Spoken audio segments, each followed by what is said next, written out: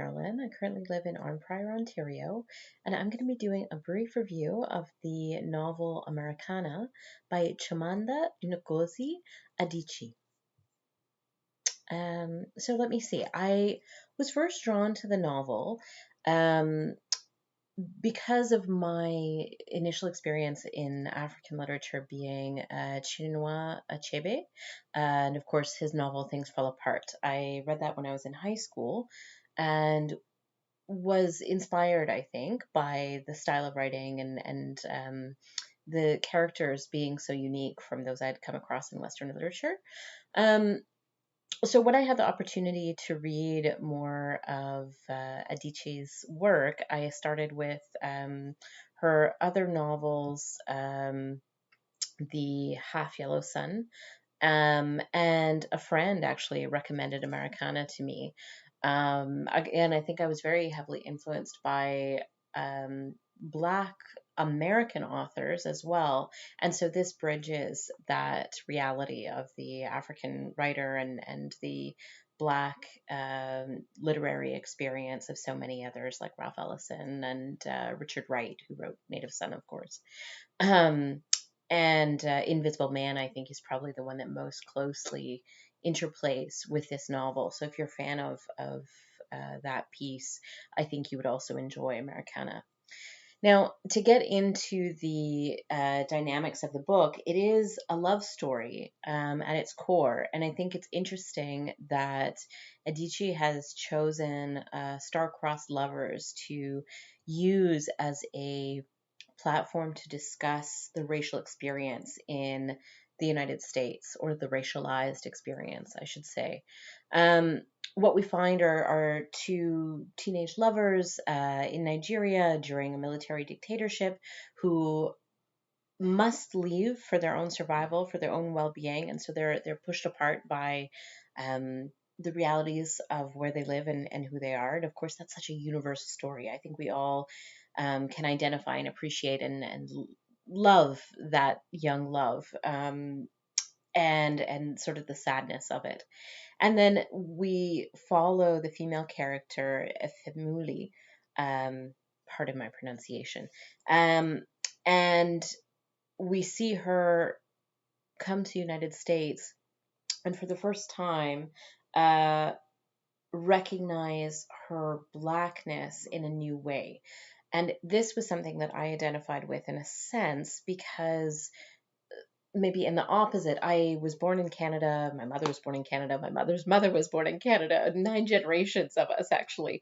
But my grandmother did fall in love with a man of color and went to the Caribbean, and my father is also a person of color, and my mom, of course, is mixed. And so I identified as a racialized person, a person of color in Canada, but had the experience of going back to the Caribbean as an adult and having that feeling of, oh, I'm not racialized in a place where I'm a majority.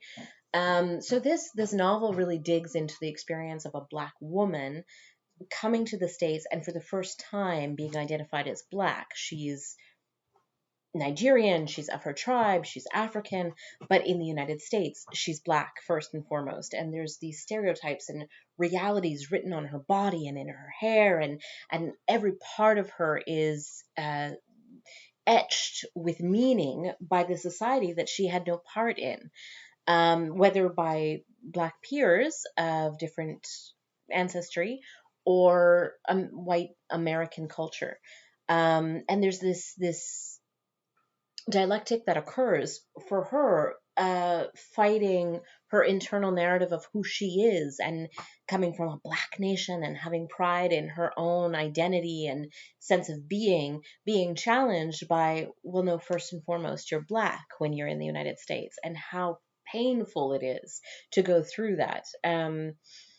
It's a very visceral experience. And on the other side, we're seeing her lover in London going through something quite similar as he grows up, but with different challenges in England, because it's has all the history of colonization. And I think it's a very interesting novel to dig into the essence of racialization and how race and our narratives around race in North America are not quintessential to who people are and are not universal.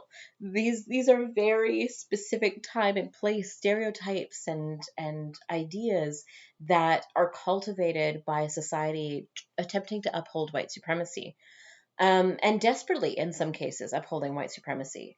Whereas going to places with a different reality, and from where most Canadian diaspora comes from, these questions of race are very different, nuanced perhaps, in the sense that there's still barriers and stereotypes about different things.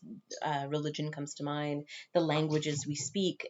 People often find ways to find difference, but they're not universal differences. And so I think that is a core insight that anyone new to African authors would find here. Um, and moving away from the element of race and international discourse, the storytelling here is, of course, phenomenal.